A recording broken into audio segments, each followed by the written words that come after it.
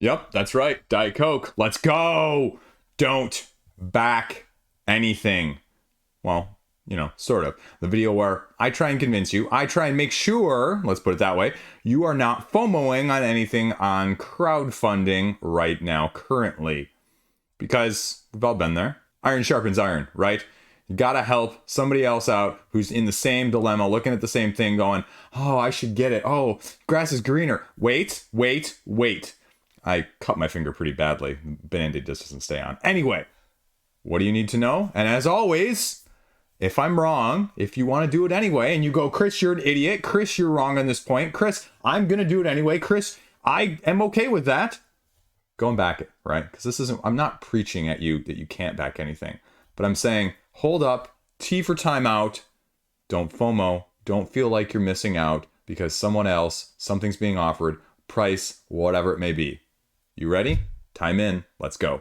Sup, Oath? New foundations? Have you played the base game enough to justify it? Do you have a group dynamic? This is, as I've said previously, not normally thought of, but I will make the argument every single freaking time, a lifestyle game. Because you need to have a group dynamic and a group meta and a group repeated play style from a triple digit price standpoint that's going to enjoy this. And if you don't back it. It's going to cost you upwards of $130 for this dynamic game. The one thing I was really not seeing on the page initially when it launched was why would I get this at the 2-player count, right? Like on the forums and some of the designer diaries, there was rumors, there was conversation about this is going to be the game or the content for the game that makes it better at the 2-player count. But nothing on this page right now says, like they did with some of the root expansions, right? This is going to be better at 2. This is going to be why you're going to get it if you're looking at a 2-player thing. And again, right, the Chancellor versus the not, that's not a one versus all style of things where it's usually best at 2, right? If you think of a lot of other one versus all style games, because that's essentially what this is, its core in, a nutshell of a Hershey's chocolate style wrapping, that what you're doing, right? And this isn't going to make the game any more accessible, right? That's what you're looking for, one type of expansion. Games that make it more accessible in the first place. Games that add layers. Games that increase the length. Games that just do something, right? Like we all have expansions that you can think of that fall under all of those categories individually or even combined. And this is offering 3 new slight variants here as you're going along, right? Crafting states in your own image, deluxe tiles that are representing talents and capacities, Chancellor, new stuff there going on, threats you're going to have to deal with, and foundations, especially for people who, well, maybe are behind in the first place, non-Chancellor-esque, right? So it'll give you the solo mode. If you want to play a one versus all game now as a solo edition, I mean, I understand it. At the same time, I look at this and I go, it triggers the not every game needs to be adaptable to every forking mother spacing storms player count, right? I don't need all of my area control games to play with one player. I don't need my social deduction games to play with one player. I don't need my one versus all to play at one player. I don't need my one player games, my Hoplomachus Victorums to play at 4, right? It goes both ways. And I hope if you're a solo player, you want this and you like this and you want to be able to experience it. And that's great. But again, this is at the top of the list of games with their other, root essentially, and a few others that games you think you're going to like that you will never actually be able to get played. This is on the top 5 guaranteed. So if you're looking at this as an arcs on the ground, as opposed to Oath in Space, that's what they were calling arcs. Wait for arcs. Wait for arcs to get delivered later this month, and see if that fits your fancy and your suit and your style and your play count better than this. Because I guarantee shortly after the time this airs or before it even, arcs, big name reviewers, pre-production, sent to non-backers before the backers, review style things will be coming out. And so you can get in on this. You might even have time during the campaign. You know what? You can probably even late pledge. So go for it, right? I'm amped up. This is a good video. Terraria, speaking of things you shouldn't back. Somehow this has $1 million now. This is blown up. Why? The honest answer is I don't have a freaking clue. And I worry that people are looking at the more recent, well-delivered Slay the Spire and the upcoming Dead Cells and going, oh gosh, those were great. Those are looking fantastic. This is going to be the same thing, right? This is another video game IP port with nostalgia, and I play it on other things and I want to get it. I saw those in the comment section. I need to... Wait a second. What the deuce, man? There's no gameplay content. There's 2 preview videos. There's no rule book. Why is this getting $1 million? It's an IP. It's his branding. If this was a game without the IP and it had these mechanics and this lack of information, would you be backing it? The answer is no. So you put a name on it, all of a sudden people are willing to just throw their wallets at the screen for nonsensical reasons. Again, I'm not saying it's bad. I'm saying there's not enough information for me to want to put down triple digits on this thing. Right? I mean, 2 previews are not enough to entice me. Now, they said in like the first update or over on the Board Game Geek forum sections as well, like before the end of the campaign, there will be a gameplay, there will be a rule book.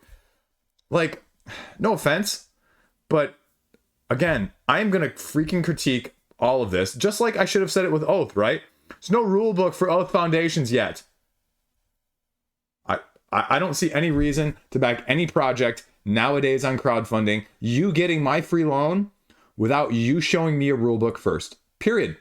Right? I don't care. I don't care how big it is. I don't care what game it is. You know, if you're coming to crowdfunding and you don't have a rulebook that's showing, I don't care if you have a rulebook that's already been sent to previewers or reviewers, right?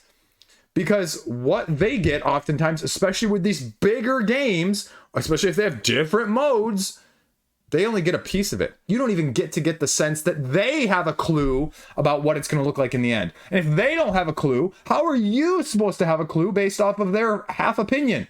I'm not talking about anyone else, folks. I'm talking about me. Me, I've been in that position. I just don't see it here. I don't see it. I don't see it whatsoever. 1 to 4 player. Do quests, have these actions, and dig down until combo, beat the wall of flesh, whatever it may be, right? And that's fine. And there's some stretch goals here. Awesome, I guess. You know, mostly deluxeifications, though. So, do you want deluxeifications? I don't really see the reason unless you're going to get super deluxeified.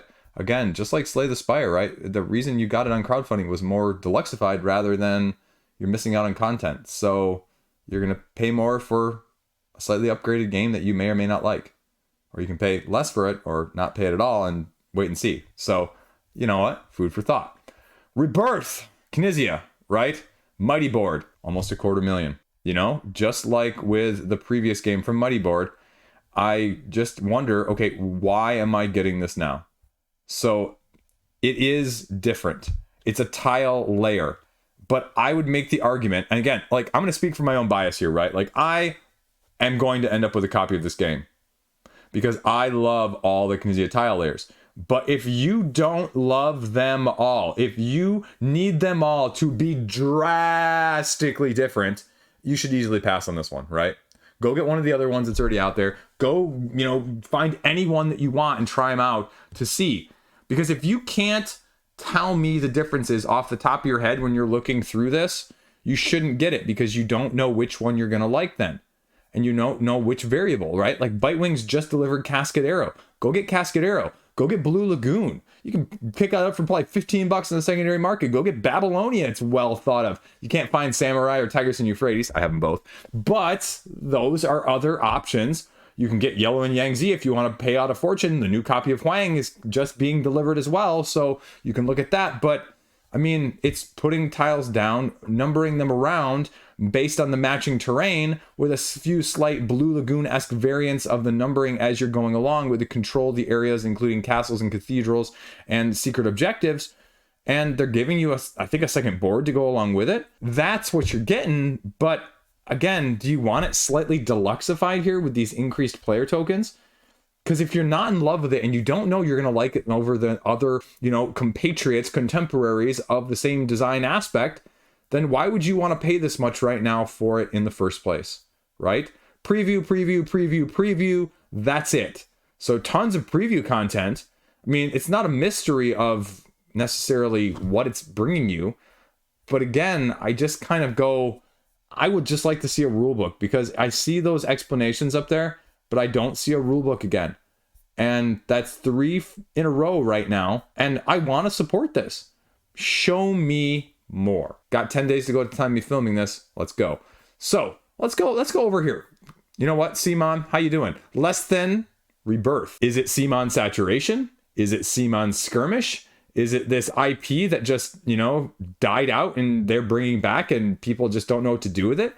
I mean, I think their other skirmish style of the, you know, Song of Ice and Fire, Game of Thrones, well, that again went off the IP. But this one doesn't have that huge, massive following. And it's got another 50-page rulebook and another $250 price point. How many of those can you do? And the honest answer is not that many. Now, again, I'll say this, as much as I'm ragging on it right now, they had a rulebook out day one. No excuses, right? Biggest crowdfunding company, it's 1A to 1B, Awaken Realms, them, whoever you want to say, right? Day one. Day one. So if they can do it, everyone else should be able to do it too. The bar is set there. Now, again, whether or not it's right for you, there's only preview content and a little bit of gameplay there. So you're going to see how it looks, but is it going to give you the best vibe of things? You know, it's all just playthrough. And I know a lot of you, like me, learn that way, because I'll be honest with you, this rulebook is really not intuitive in terms of learning the flow. You know what I'm talking about, right? You read some rulebooks and you go, wow, I really understand all of how this is going to connect and how this flows. And this is a skirmish 1 versus all with a campaign. So again, lifestyle, and not an IP that they've utilized previously. And I give them kudos for going different, just like they did with Mordred. And I hope that they don't shy away and we don't see 6 more Zombicides this year. But, you know, are they going to consider this we're not going to veer off our beaten path again sort of style? Although I'd wager that they will, because they do 2 or 3 things a year, even though now we're apparently getting 1 a month on GameFound. Seismic, don't back Seismic. It's massively overproduced, right? Like Jason, I said that in my video. He agrees. He's going big or going home. And you know what? I give him kudos, because this has grazed about $30,000 or $40,000 since I did it on the roundup, and it looks like it's going to go for it. And he said, you know what? This is what I need to do this at these quantities. So I applaud transparency, just like with rulebooks, every single mother freaking time. I know my wording today. I'm speaking very emphatically and very fast. But you know what? 160, going for it. Go for it. Go for it. True funding goal. Always kudos.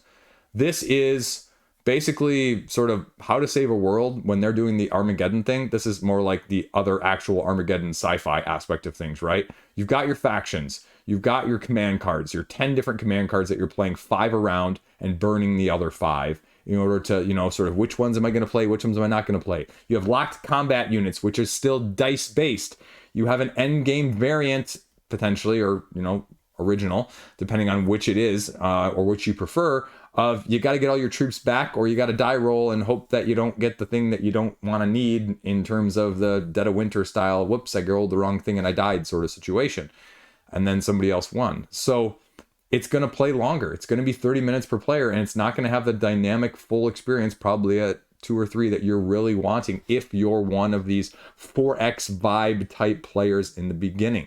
I'm not saying it's exactly a 4X, but I'm saying if you're looking at it as a person who loves those things, you're going to want the higher player interaction accounts. But it's going to be heavy take that, because you need to go after other people equally, potentially, in order to get the pieces of the ship that you need to build in order to launch and leave.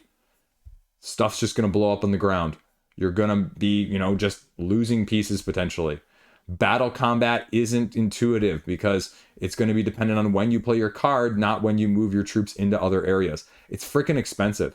Even the core edition right here is $140 because it's overproduced, because it's going big and going home in terms of, you know, your wallet and your space in your calyx, because it's not going to fit there. Let's not kid ourselves here, you know.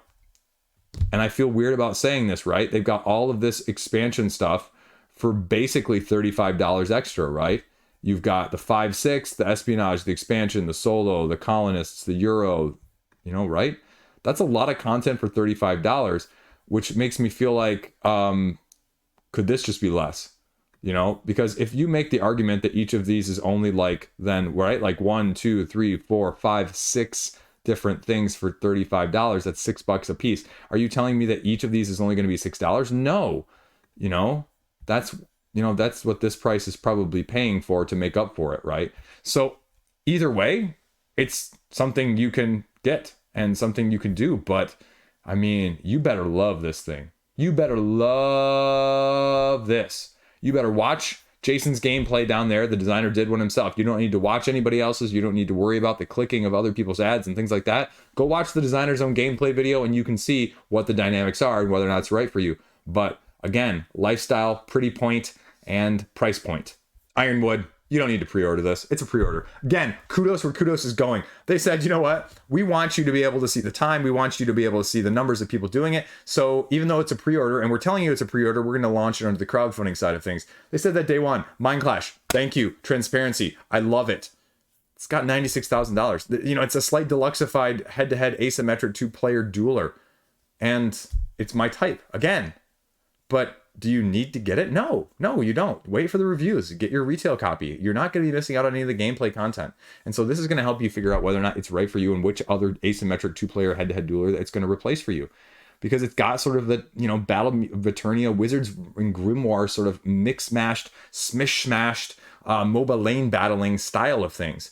And it's, cool because it's got like 30 some different asymmetric cards in each deck that you're just playing and you're utilizing and moving, and you're going to have your forge and you're going to have your battles, and it's going to be different. It's going to be cool, but it's going to be a little bit heavier for the strategy side of things, and as well as the tactical nature of things, just by the cards that you're given and trying to make, apple salad out of apples, right? So, or kiwi salad out of kiwis, whatever you want to call it today. So, I mean, you're going to get the premium metal and wooden components. That's what you're getting. That's what you're getting here, and that's why you're pre-ordering it. And if you want that stuff, you need to give it a look-see. Otherwise, again, that stuff may not matter to you whatsoever, and you can easily pass, wait for it. You'll have a copy even at the retail side of things, maybe by the end of the year, and you just won't be missing out on any of the actual gameplay. You'll just get it a little bit later than everyone else. So that's kind of cool. Worldwide retail release, right? I'm not kidding about this stuff. Right there, late October. They're basically, they said, ready to hit the print button. And actually, they're already printing it, it appears. So, boom. You want it, you get it. You don't want it, you get it later. Get it later, right? That's what I say in the retail. Don't buy anything at retail video. Guess what? You'll still be able to get it at retail a year later, right? The only thing that hasn't been widely available at retail a year later has been Heat Pedal to the Metal. And that is the aberration, not the rule. That's the exception. So this is going to not be an exception either. Get it from that side of things and you're okay. Support them that way. You can too, folks. It's okay. Rove, 1 to 4 player cooperative campaign experience set in a fantasy world. Tell me if you can't think of at least 3 or 4 other games that fit that almost exact description or fit all of those keywords, right? And that's the biggest barrier to this as a whole, right? Like, this is going head to head with Hegemonia. This is going head to head with a Madara-esque. This is going head to head with a Euthia in a different way. Any of the Crawl-esque vibe things, how does this compare? Isofarian Guard, to whatever you want to say. Like, there is such significant overlap in these nowadays that why am I getting this one over the other ones? That's what I just can't tell nowadays on crowdfunding. And if there's hesitation, right? 60 plus hour campaign, 60 hours, right? 60 hours. You're not going to play 60 hours. You're not going to play 60 hours. I know you, you are me. Okay, just talking about me here for a second. I'm not going to have the time right now to play 60 hours. Are you? And it's not necessarily because I don't have time for 60 hours, but okay, I got Primal sitting next to me right now. Oh, I'm not done with that. Oh, not done with Frosthaven. Oh, getting wave 2 and 3 of Madara soon. Up, got another, up, you know? Because if you got one, you got to type. And if you got to type, you got more of this already. Up, we didn't talk about Aeon Trespass Odyssey. Up, we didn't talk about Oathsworn. Up, we didn't ISS Vanguard. Up, whatever it may be from Awakened Realms, Tainted Ruins, Grail, Seventh Continent, Citadel, whatever, right? Evolving classes. Okay, right? Simplified setup with the hex-based grid situation with a spiral-bound notebook. It's another triple-digit lifestyle game. Now, again, give them kudos. Splitting out some miniatures there. I like that. I like not forcing it on you, but again, it's still going to be a ton. Standee tokens. Love me Team Standee, right? So, again, for me, for this Hegemonia, it just goes, how do you know with some of these different crawl aspects which ones suit your need? And if you haven't played enough, it's hard to tell. And I'd say just be very, very, very careful, because these are easier to buy than they are to sell. I see stuff like this. I'm trying to sell my own stuff, and it's not even about necessarily making or losing money, but sometimes it's just, I want it gone. And are you okay with that if that turns out the way it is for you? Or your taste change and your availability from table space changes between now and the end. My biggest concern is what makes this that much different. And they talk about some of the unique game mechanics here, but how many games have you seen that have said narrative, campaign, choices, and consequences matter?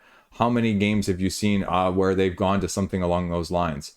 How many times have you seen classes with a tech tree system going on there? So all of those things might be unique, but are they different enough in this versus how something else does it, Chronicles of Drunagor, that it's going to make you want this one over other ones, especially when things like even say Chronicles of Drunagor or Midara is well established out there of what it is, how it entails, everything, all information wise is there, and there to digest, versus the small smattering that comes with essentially pre-ordering it right now. Regicide Legacy, right? Again, legacy games on crowdfunding. You support this one because Badgers from Mars is a great company and they're a great indie folk. But I can't say that you necessarily get this because you need to get it on crowdfunding.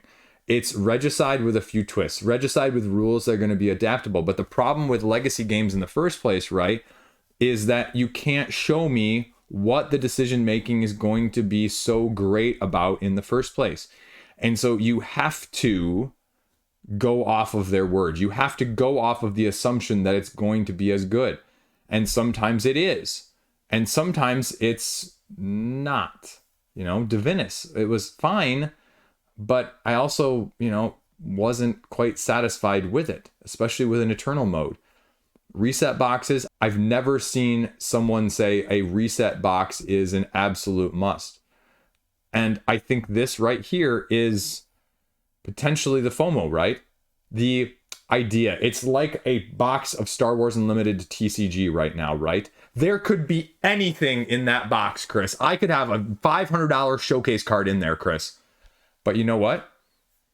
That's what that 100 enemies is. But you might not. And what I mean by that is, these enemies, are they all going to be drastically enough different? Or is it really going to be 5 different types of enemies done 20 slightly different ways that are really just 5? Are the relics actually going to be all useful? Or are you going to have 2 or 3 relics that you just find more useful, like I did in Degenesis? Are the allies or the mercenaries going to be important? Are the mechanics going to be meaningful? Because how far do you stray away from what this game made so magical and so great and hard in the first place versus staying tried and true? So that's the question. I think it's a great, great game. I'm going to end up with a copy of this in my collection, folks. But the question is, do you get it now? Do you get it now? And legacy games on crowdfunding, overwhelmingly, my answer is almost 100% across the board. Support it as an indie publisher. That's the main reason. Neverrift. Well, TCG meets sort of King Domino, if you will. I mean, it's a actually cool concept that we saw recently with the Rockin' Wars, that it just basically play down and conquer them, flip them over to your side if you can defeat them and tame them and get a little bit of events and other magic cards that allow you some more mitigation. But why this has to be a booster TCG style of things, I don't see the reason whatsoever. Zero, apart from money cost side of things. FOMO-isk, if you will. And so pay to win, essentially, if you will, if nothing else.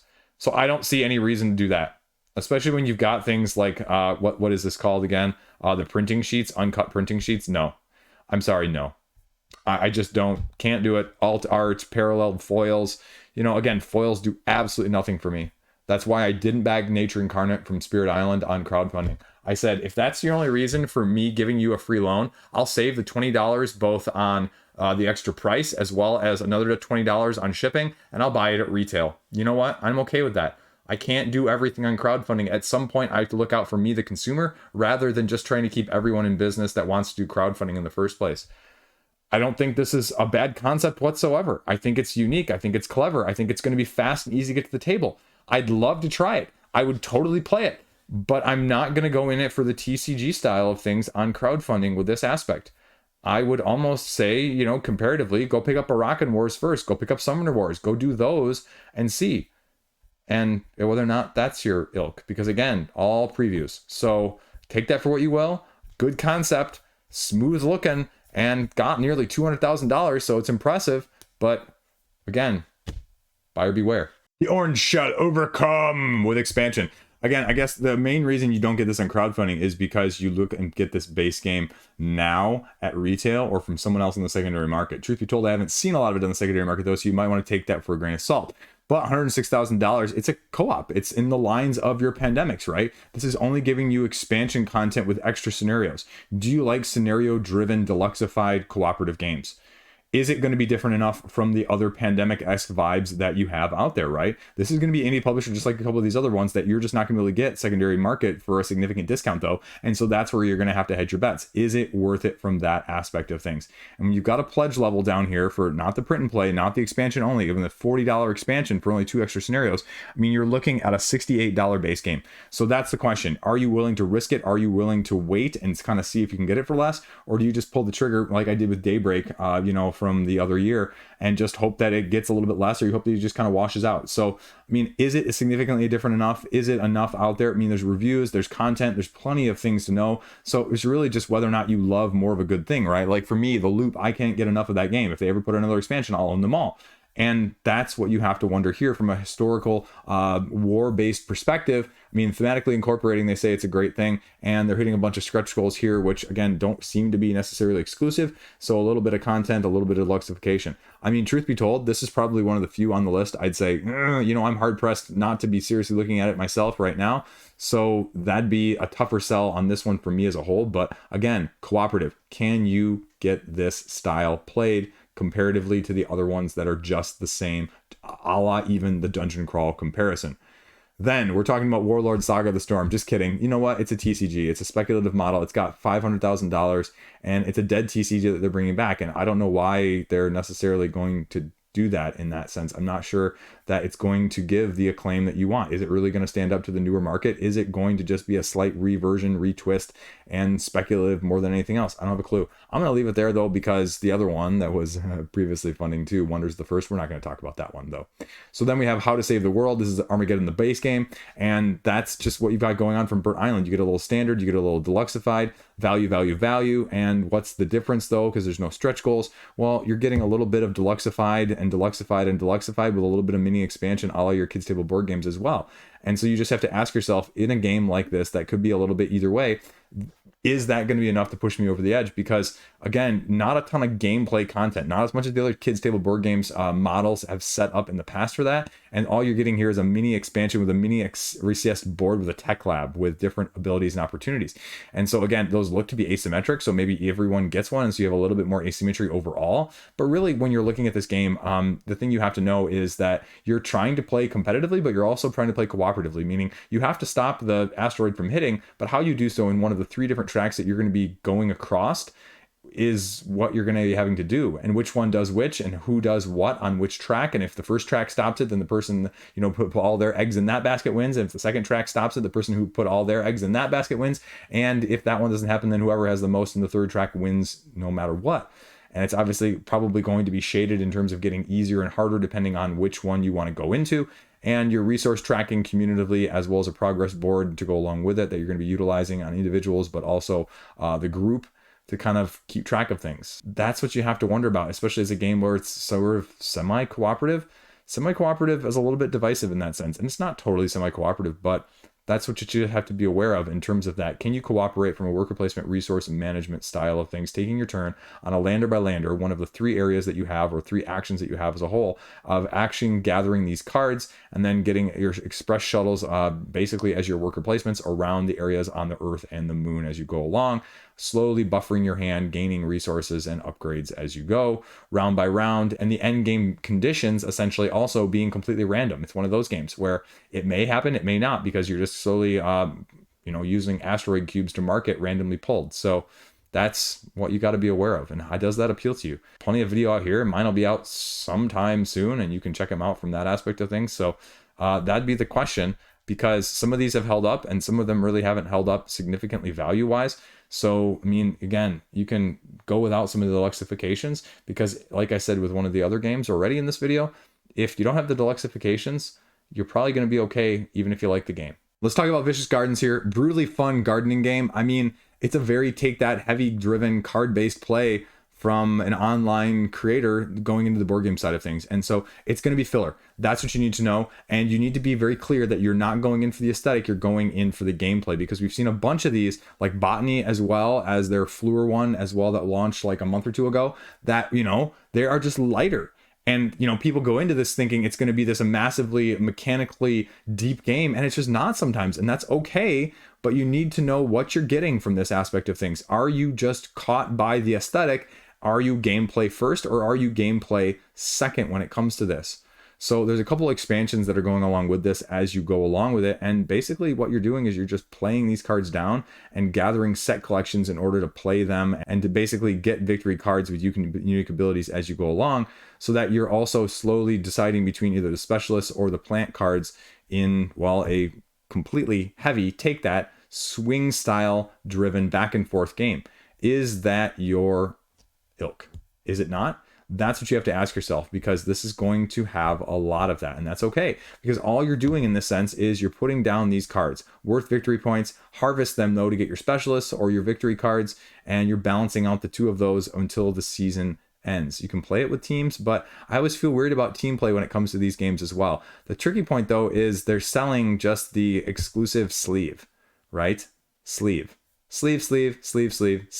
None of this otherwise is exclusive. So if we go down to the expansions, though, that's where I get a little trickier, right? Expansions volume 1 and 2, and then you have a 3 and 4, all of them offering different things. But how do you know, again, which one of these you're going to love, and will you love all of them equally? No, you won't love all of those 4 expansions equally, but you're going to FOMO, because again, I would argue that none of that says exclusive except for the sleeve. So if you really want a sleeve, that's really awesome, but otherwise this has wait for retail or trade for it in the secondary market written all over it. And I think that's okay. You can still support publishers by supporting their games in those ways, but it's not as dopamine rush if you don't do it that way right now. So again, do you need both of those? Do you want all 4 of them? I mean, you can, and it's not horrible value for the amount of content, but again, you gotta love it. Gotta freaking love it. Now let's go up to the next 2, and we're going to loop these together because this is 18 Hex Games collections, as well as the quadrology from 25th Century Games here.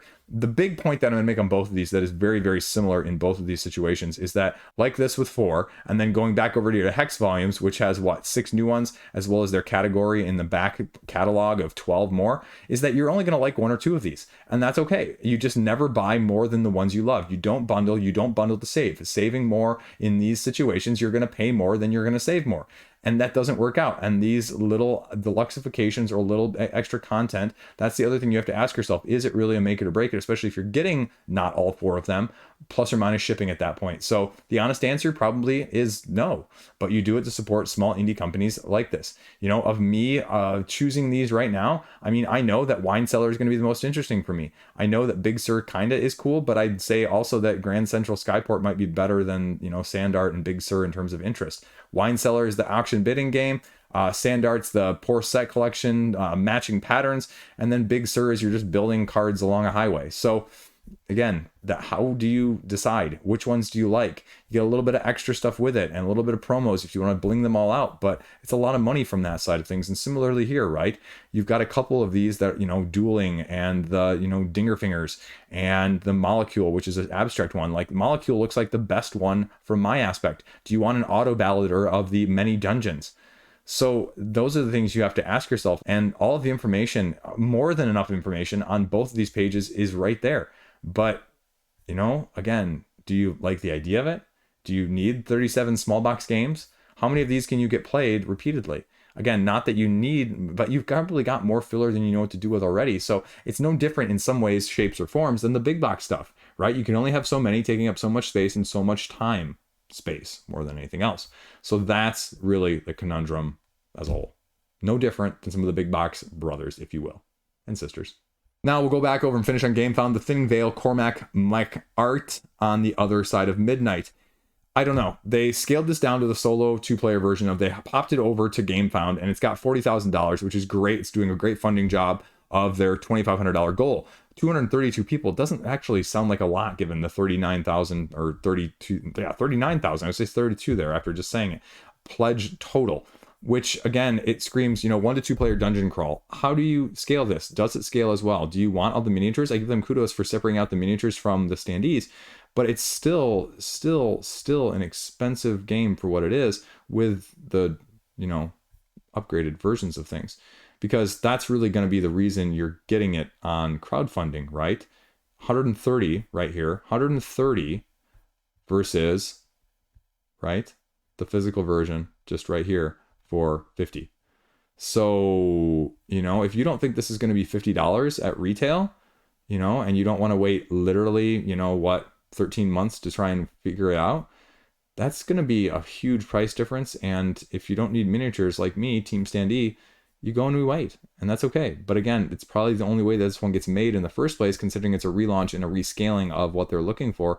So, you support them again from an indie side of things, but from a, do I need it now? Maybe not. Dark Omen, average dungeon crawler. Just kidding. They said, tired of your average dungeon crawler, get a collection of misfits to go along this Nordic, evil suppressing system as a whole, with the movable board as part of its main mechanistic approach.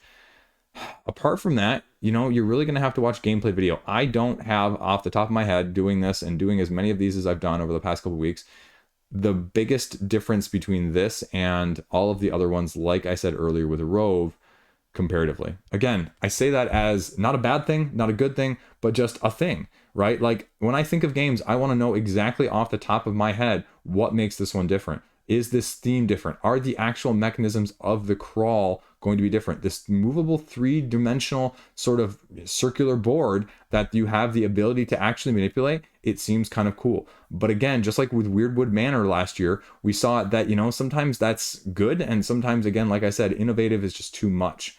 And are you going to like innovation for that aspect of things? Because this one, as it says here, you're going to be solving more puzzles, working together, and, well, potentially dying. Because it's also dexterity driven in terms of how you create your character at the beginning. So again, it's fine. Move, action points, rounds, hours, resources, done. Do you want that style of things? Straightforward, D6s to roll, to attack, to defend. So it's more RPG-esque than maybe sort of the dungeon crawl that you might be looking for. It's going to be a little bit more luck-based. So again, for that price point, are you willing to take the risk? Check it out. So there you go. Don't back anything. Updated as of right now. And, before the end of the month, we'll probably have to do this again because this past week, all the new stuff that's launching, I didn't want to throw it in here and mix it up with all the previous stuff that's also going head to head, but June is probably going to be one of the biggest crowdfunding months overall, so I'm going to have to do this at least once more before the end of the month because there's going to be some big games, big topics, and big conversations need to be had, and I don't want you to be separated from the money in your wallet unnecessarily. You can always do it for free. Well, not for free, but you know what I mean. You can always do it, but it's hard to undo it. So there you go. Take that for what it is. I got nothing here at the end. There's a kid screaming outside the door, and I need to go take care of that. So have a great freaking night, day, whatever time you're watching this. Peace out. Thanks for watching. Stay classy. See you around. Numerating them